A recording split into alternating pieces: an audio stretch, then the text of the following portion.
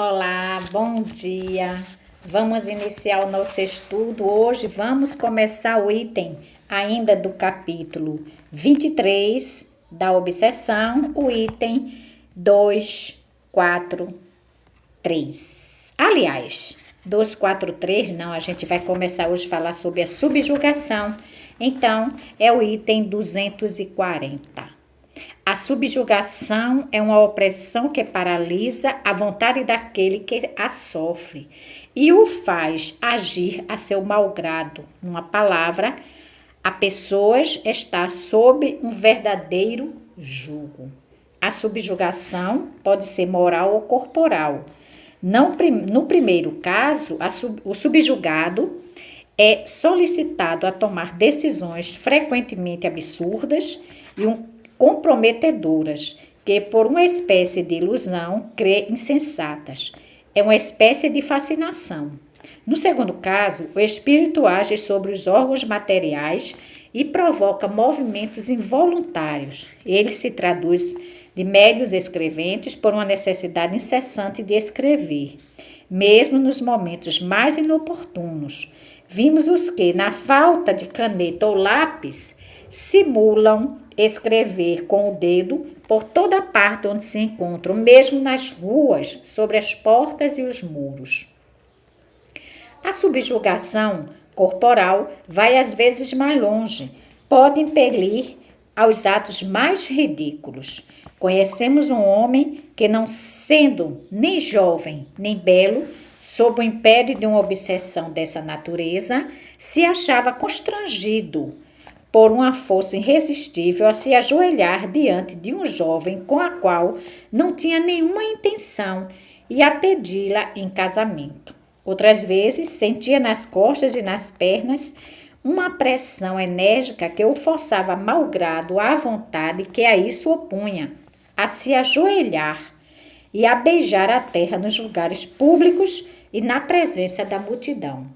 Esse homem passava por louco entre esses conhecidos, mas convencidos de que não o estava de todo, porque tinha plena consciência do ridículo do que fazia contra a sua vontade e sofria horrivelmente. Vamos dar uma paradinha nesse item para a gente conversar. Meus irmãos, em se tratando de obsessão, qualquer que seja a ação do espírito sobre a matéria, sobre o ser encarnado, isso já é uma coisa bem complicada, porque a pessoa, ela deixa de agir por conta própria e vai agir por intermédio, isto é, alguém o comanda, alguém o coloca a fazer determinadas coisas, a falar. Falamos e vamos repetir, a obsessão simples é mais fácil de ser observada e aí fazer um tratamento para se desvencilhar, que muitas vezes são irmãos que não querem fazer o mal, mas ali estão e a sua presença já causa um mal-estar. Quando se fala da fascinação, a gente sabe que a fascinação ela é mais complicado porque a fascinação, o espírito está exercendo a sua vontade e levando a criatura a crer, a acreditar que tudo parte dela, que ela sabe exatamente o que está fazendo e que para ela tudo está certo, está correto, está belo e maravilhoso.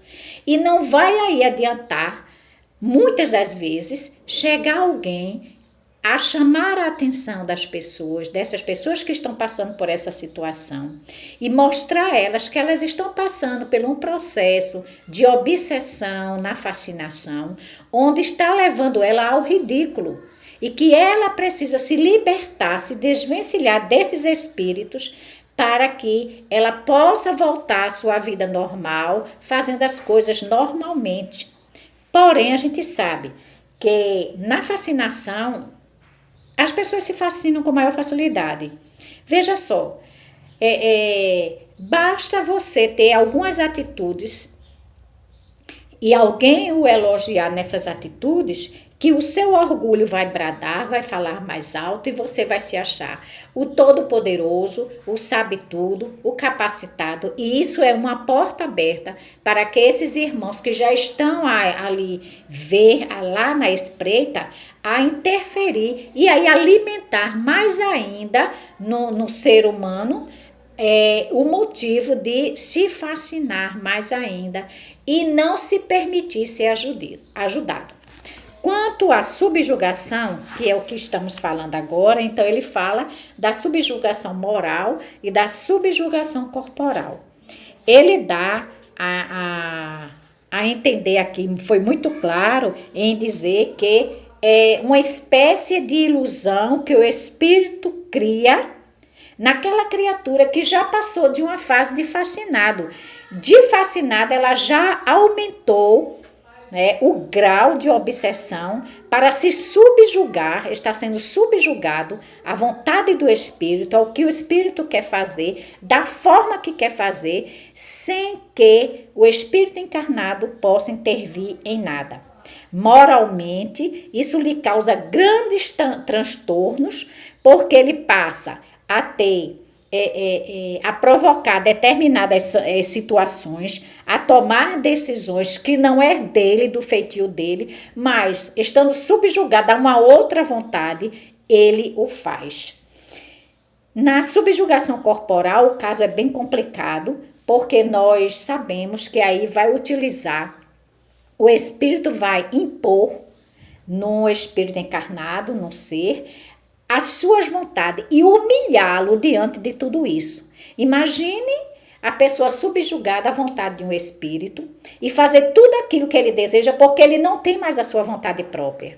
Ele não consegue reagir mais, né? Então o espírito, tomando desta situação, ele vai usar e abusar. Então nós percebemos que são situações diferentes, porém situações bem difíceis.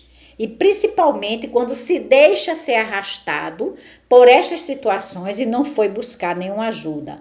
Quando não são famílias que têm esse conhecimento, a situação ainda fica mais complicada ainda, né? E aí nós podemos ver que na grande maioria das pessoas que estavam nos hospitais, que hoje são raros os hospitais para as pessoas com problemas psíquicos, mas a grande maioria daqueles que ali permaneciam internado, nada mais eram do que uma subjugação do espírito. Então, as pessoas eram tidas como loucos, pessoas loucas, incapazes de pensar, incapazes de estar no meio da sociedade. Então, era extraído do meio e colocado nesses locais para aí tomar medicações, drogas pesadas, prejudicando ainda mais a situação da criatura.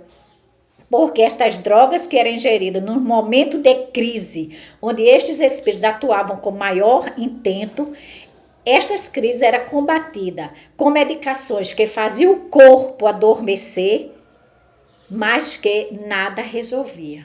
Então eram tidos como loucos. Vemos pessoas que muitas vezes até conhecíamos pessoas que eram pessoas normais e que ao longo do tempo, ao passar do tempo, essas pessoas começaram a ter atitudes anormais e que foram crescendo a situação difícil dessas pessoas, subjugadas mesmo, e a gente vê que a pessoa sai totalmente do normal, deixa de ser ela, deixa de ter suas próprias vontades e aí vai fazer a vontade do espírito. Conheci vários casos assim, conheci o caso de um professor, era um excelente professor, mas que de repente essa pessoa começou a ter crises, e crises essas que foram tidas como louco, uma pessoa louca, e aí por não conhecimento diziam não, porque estudou demais. Um fato irreal. Não foi porque estudou demais. É porque esta pessoa estava passando por um processo obsessivo que não foi observado, passou a uma fascinação e chega a uma subjugação, onde toda a sua vontade foi tolhida, ele deixa de, como se fosse de existir para dar espaço ao outro. Não é que o espírito adentrou o corpo, não, mas ele envolveu esse espírito encarnado de uma forma que ele tolhiu a vontade, a consciência, perde noção de tudo e esse espírito, ele passa a agir do jeito que ele quer, fazendo com que esta pessoa, moralmente, ela fique totalmente defasada, corporalmente ela não tenha nenhuma força a mais e fica subjugado à vontade do espírito fazer-lhe o que quer. É um caso bem complicado, não é impossível de tratamento, de jeito nenhum, porque aí já mexeu com o corpo físico, já mexeu com todo o seu sistema nervoso e aí essa criatura vai ter que ter um tratamento material acompanhado de um tratamento espiritual. É um tratamento longo? É, porém, ao longo do tempo vai se apaziguar novamente. Por quê? Porque não apenas o homem, o ser encarnado vai ser tratado, mas também aquele espírito que é um doente, que o subjuga, que subjuga o encarnado, mas também está se subjugando à sua própria vontade da ira, do ódio, se enganando, acreditando que fazendo isso ele vai estar melhor. Então, meus irmãos, damos por encerrado este momento, mas sabemos que amanhã vamos dar continuidade ao nosso estudo, ainda falando da subjugação. Tchau, tchau!